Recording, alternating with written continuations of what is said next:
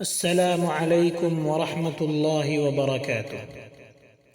الحمد لله الذي بيده تصريف الأحوال، والصلاة والسلام على سيد الهادين إلى محاسن الأفعال. أما بعد، قال النبي صلى الله عليه وسلم: شعبان شهري ورمضان شهر الله، او كما قال علیہ الصلاۃ والسلام. محترم سامعین کرام، اللہ تبارک و تعالی کا کتنا بڑا احسان و کرم ہے کہ اس نے ہم سب کو اکٹھا ہو کر بیٹھنے کی توفیق عطا فرمائی.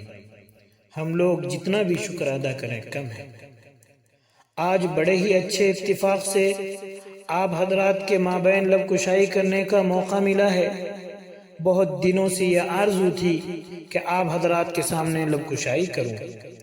زہ نصیب کہ آج خدا نے وہ موقع بھی میسر فرما دیا، اور وہ بھی ایسا مہینہ جس میں ہم لوگوں نے خرافات ہی خرافات مچا رکھا ہے، جس کو اللہ کے رسول صلی اللہ علیہ وسلم نے کہا تھا: شعبان شہری و رمضان شہر اللہ، کہ شعبان میرا مہینہ ہے اور رمضان اللہ کا مہینہ. لیکن ہم لوگوں نے اس کی کوئی پرواہ نہیں کی، اور ایسے متبرک اور باعظمت مہینے میں بھی بدعات پھیلا رکھی ہے. اس لیے میں سوچ رہا ہوں کہ پہلے تو اس کی فضیلت بیان کروں، اور اس کے بعد احکام بھی بیان کروں، اور اس کے بعد ہم لوگوں نے جو قسم قسم کے خرافات رائج کر رکھے ہیں، جن سے ہمیں پرہیز ضروری ہے، ان پر بھی روشنی ڈالوں. دعا کریں اللہ تعالی ہمیں صحیح کہنے کی توفیق عطا فرمائے. حضرات ذرا غور کریں، یہ کیسا متبرک مہینہ ہے کہ نبی آخر الزمان صلی اللہ علیہ وسلم نے اس کی نسبت اپنے طرف کی اور فرمایا کہ یہ میرا مہینہ ہے. جس مہینے کی نسبت ایسے نبی کی طرف ہو کہ جو کہ ہادی کل اور فخر رسول ہے، تو بھی اس کی کیا اہمیت میں شبہ ہو سکتا ہے؟ ذرا اندازہ کیجئے کہ کتنا متبرک مہینہ ہے کہ سید الکونین نے اپنا مہینہ کہا ہے، اور صرف کہا ہی نہیں بلکہ عمل کر کے اسے اپنا ظاہر کر کے دکھایا ہے.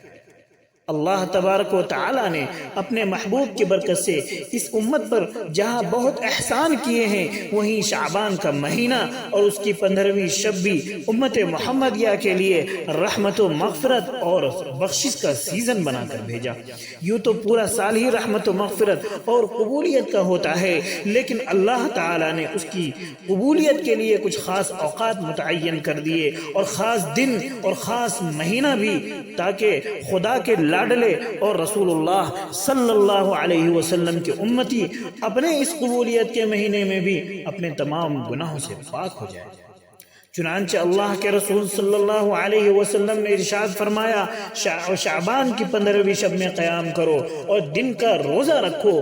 اللہ تعالیٰ 15ویں کے غروب آفتاب کے بعد آسمان دنیا کی طرف متوجہ ہو کر فرماتے ہیں، اور یہ آواز دیتے ہیں: ہے کوئی معافی چاہنے والا جو مجھ سے معافی چاہے اور میں اسے معاف کر دوں؟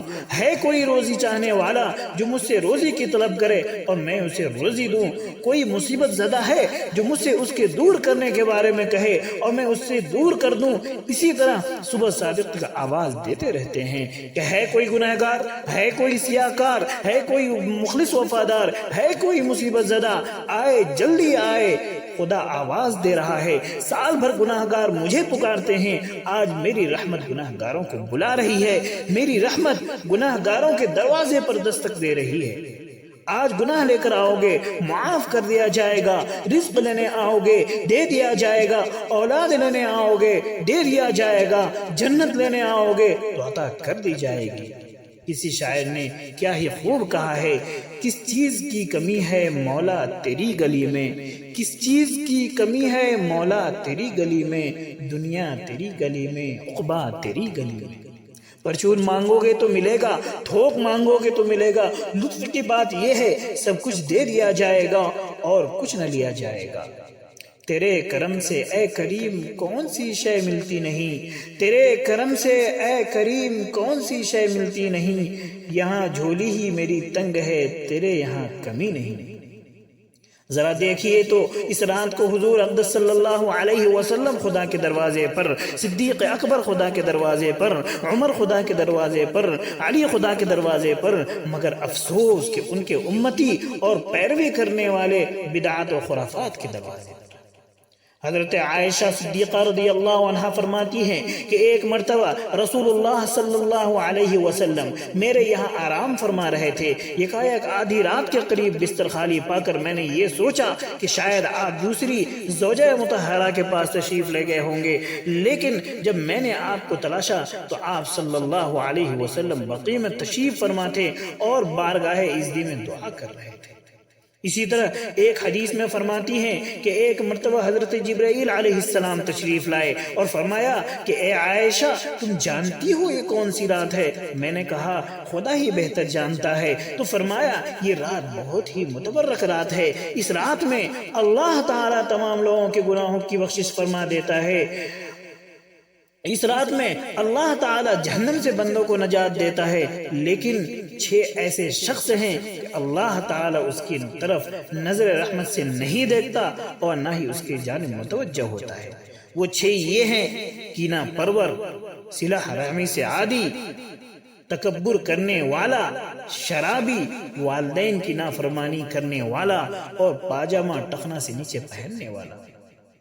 حضرات گرامی ذرا غور تو کریں، اللہ تعالیٰ ایسی متبرک رات میں بھی ٹخنے سے نیچے پاجامہ والے کی دعا قبول نہیں کرتے۔ ہماری نظروں میں کوئی گناہ ہی نہیں، اس کی ہمارے یہاں کوئی اہمیت ہی نہیں، ایسے گناہ کو ہم لوگ گناہ سمجھتے ہی نہیں۔ ذرا غور تو کر لیجئے کہ جس کو ہم بچے کا کھیل سمجھ رہے ہیں اس کی اہمیت کا یہ حال ہے کہ ایسے متبرک رحمت عامہ والی راتوں میں بھی اس شخص کی کوئی قدر نہیں، وہ بندوں میں شمار ہی نہیں کیا جاتا، اگرچہ وہ کتنی ہی عبادت کیوں نہ کر لے اس کی دعا قبول ہی نہیں ہوتی۔ ذرا سوچئے کہ ہم سب کو لرزہ دینے والی بات ہے یا نہیں، جس کے بارے میں تصور ہی نہیں کہ یہ گناہ کا کام ہے، لیکن اس کا حال یہ ہے کہ خدا ہر انسان کی طرف متوجہ ہے، لیکن اس کی طرف متوجہ نہیں اور نہ ہی اس کی طرف نظر رحمت ہوتی ہے۔ اسی طرح والدین کی نافرمانی کا بھی یہی حال ہے کہ ہم لوگ جس چیز کو کچھ نہیں سمجھتے بات بات پر ان کو جھڑک دیتے ہیں، انہیں گالی دیتے ہیں، یہی نہیں بلکہ اس حد تک بات پہنچ جاتی ہے کہ مارنا بھی شروع کر دیتے ہیں اور طرح طرح سے ستاتے ہیں، حالانکہ اللہ نے کہا ہے وَلَا تَقُلْ لَهُمَا أُفٍّ وَلَا تَنْهَرْهُمَا وَقُلْ لَهُمَا قَوْلًا كَرِيمًا، لیکن ہم نے ان سب کی کوئی پرواہ نہیں کی اور والدین کی نافرمانی شروع کر دی۔ ذرا غور کیجئے کہ اس گناہ کی وجہ سے بھی اس کی موجودگی میں کوئی دعا قبول نہیں ہوتی، اس لیے ہمیں اب بھی توقع ہے کہ ہم اور آپ اپنے والدین سے معافی تلافی کر کے انہیں خوش کر لیں گے۔ اگر وہ ناراض ہو گئے تو خدا ناراض ہو جائے گا، پھر تو کہیں گے کہ پھر تو ہم کہیں کا نہیں رہیں گے، نہ خدا ہی ملا نہ وصال صنم، نہ خدا ہی ملا نہ وصال صنم، نہ ادھر کے رہے نہ ادھر کے رہے۔ اس لیے ہم اور آپ دعا کریں اللہ تعالیٰ ان سب امور سے پرہیز کرنے کی توفیق عطا فرمائے اور آگے ان سب خرافات سے بچائے۔ یہ تو ان رات کی خصوصیات تھی جو بیان کی گئی، ہم ان احادیث کی روشنی میں اس رات کو کس طرح گزاریں گے ذرا دیکھیں، آپ غور کریں، صرف 3 کا ثبوت ہوگا۔ نمبر 1 قبرستان جانا، نمبر 2 رات بھر نفلی عبادت کرنا، نمبر 3 دن میں روزے رکھنا۔ ان سب امور کی پابندی کرتے ہوئے انہیں عملی جامہ پہنائیں تو کامیابی و کامرانی قدم بوس ہوگی، اور ان تینوں کو سنت طریقوں پر ادا کرنا خیر و برکت اور ثواب کا باعث ہے، ورنہ عذاب اور سزا کا مستحق ہوگا۔ قبرستان جائے تو بغیر کسی اہتمام کے جائے، قبرستان جا کر یہ دعا پڑھے، السلام علیکم یا اہل القبور یغفر اللہ لنا ولکم وانتم سلفنا ونحن بالاثر۔ اگر یہ دعا یاد نہ ہو تو کوئی اور مسنون دعا پڑھے اور قبروں کے پاس کھڑے ہو کر مردوں کے لیے دعا کرے، سورہ یاسین پڑھے، سورہ تکاثر پڑھے اور سورہ اخلاص، درود شریف وغیرہ پڑھے۔ اور جب قبرستان پہنچے تو اس بات کا خیال رکھے کہ قبر کو ہرگز نہ رون دے، اور اس کے بعد دعا کرے، اور دعا میں یہ نیت کرے، اے اللہ جو کچھ ہم نے پڑھا ہے اس میں جو بھی غلطی ہوئی ہو معاف فرما، اور اس کا ثواب ان لوگوں کو پہنچا، اور اس رات میں جتنا ہو سکے نفل پڑھیں، اور اگر نماز پڑھ رہا ہو تو بغیر جماعت کی نماز ادا کرے، کیونکہ نفل نماز میں جماعت نہیں ہے۔ تلاوت کلام اللہ کرے یا سنے، اور رسول اللہ صلی اللہ علیہ وسلم پر کثرت سے درود پڑھے۔ اپنے لیے اور رشتہ داروں کے لیے، دوستوں کے لیے، پوری امت کے لیے، امت کی بخشش کے لیے دعا کرے، اور کہے کہ اے اللہ ہمیں حلال روزی نصیب فرما، ہر قسم کی بلاؤں سے محفوظ فرما، کیونکہ رسول اکرم صلی اللہ علیہ وسلم نے حضرت عائشہ رضی اللہ عنہا سے ایسی ہی دعاؤں کی تلقین کی تھی۔ اے عائشہ یوں کہو، اے اللہ آج تک جو ہوا معاف فرما، اور آگے خیر کی توفیق عطا فرما، اور خصوصاً گناہوں سے توبہ کرے جس کے ہوتے ہوئے کوئی دعا قبول نہیں ہوتی۔ اور جو حضرات طویل نماز پڑھنا چاہتے ہیں وہ صلاۃ التسبیح پڑھے اور دعا کریں، اور خوف خدا سے روئیں، گر گڑائیں، والدین اور اولاد کے حق میں دعائیں خیر کرے، اور اس بات کی طرف پوری توجہ کرے کہ اس رات میں تنہا عبادت کیا جائے، کیونکہ نفلی عبادت کے لیے یوں بھی تنہائی بہتر ہے۔ اگر جمع ہو کر عبادت کرنا بہتر ہوتا تو سید الکونین تنہا بقیع میں تشریف نہ لے جاتے اور وہاں تنہا عبادت نہ کرتے۔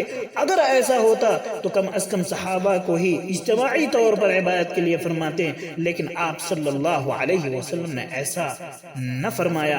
حضور اقدس صلی اللہ علیہ وسلم کا قبرستان تنہا جانا فرداً عبادت کی تعلیم دیتا ہے۔ حالانکہ ان سب کے باوجود بھی بعض مقامات پر اس رات میں زیادہ لوگوں کو بلانے اور جمع کرنے کا اہتمام کیا جاتا ہے۔ اجتماع سے شب بیداری گرچہ سہل اور آسان ہے، مگر نفلی عبادت کے لیے لوگوں کو اس طور پر جمع کرنا اور ہونا، اور مسجدوں میں اکٹھا ہو کر جاگنا، جبکہ آج کل رواج ہے۔ اکثر علماء نے مکروہ لکھا ہے، در مختار میں ہے کہ ایسی راتوں میں تنہا عبادت کرنا مستحب ہے، لیکن افسوس صد افسوس کہ آج ہمارے معاشرے میں شب برات کی تیاری ہفتہ روز قبل ہی شروع ہو جاتی ہے، اور عوام سے چندہ لیتے ہیں اور مسجد کو سجاتے ہیں۔ یہ قطعاً جائز نہیں ہے۔ بھائیو، بعض جگہ تو ایسا بھی دیکھا گیا ہے کہ اس رات میں چائے ناشتہ تک کا انتظام کیا جاتا ہے۔ جب کوئی پوچھتا ہے تو بتایا جاتا ہے کہ آپ کو معلوم نہیں ہے کہ شب برات ہے، جاگنے کے لیے یہ سب چیزیں تیار کی جاتی ہیں۔ آپ کیسے مسلمان ہیں؟ کیا آپ کو معلوم نہیں؟ معلوم ہوتا ہے کہ آپ وہابی ہیں۔ عوام سے چندہ لینا اور مسجد سجانا اور کھانے وغیرہ کا انتظام کرنا، شریعت میں اس کی کوئی اصل نہیں ہے۔ اگر شریعت کو ہم مانتے ہیں تو ہم کو یہ کہنا ہوگا یہ بدعت ہے اور فضول خرچی ہے، اور فضول خرچی سے منع کیا گیا ہے، جیسا کہ ارشاد ربانی ہے، ان المبذرین کانوا اخوان الشیاطین۔ اس کا ترجمہ ہے بے شک فضول خرچی کرنے والا شیطان کا بھائی ہے، اور حدیث میں آتا ہے کل بدعت ضلالہ وکل ضلالۃ فی النار، ہر بدعت ضلالت ہے اور ضلالت جہنم میں لے جانے والی ہے۔ دعا رہے کہ اللہ تعالی ہم سب کو تمام بدعات سے بچنے کی توفیق عطا فرمائے، اور شب برات میں زیادہ سے زیادہ عبادت کرنے کی توفیق عطا فرمائے، اور سنت رسول صلی اللہ علیہ وسلم پر چلنے کی توفیق عطا فرمائے، تمام مرحومین کی مغفرت فرمائے۔ اللہ تبارک و تعالی ہم سب کو کہنے سننے سے زیادہ عمل کرنے کی توفیق عطا فرمائے۔ وآخر دعوانا ان الحمد للہ رب العالمین۔ السلام علیکم ورحمۃ اللہ وبرکاتہ۔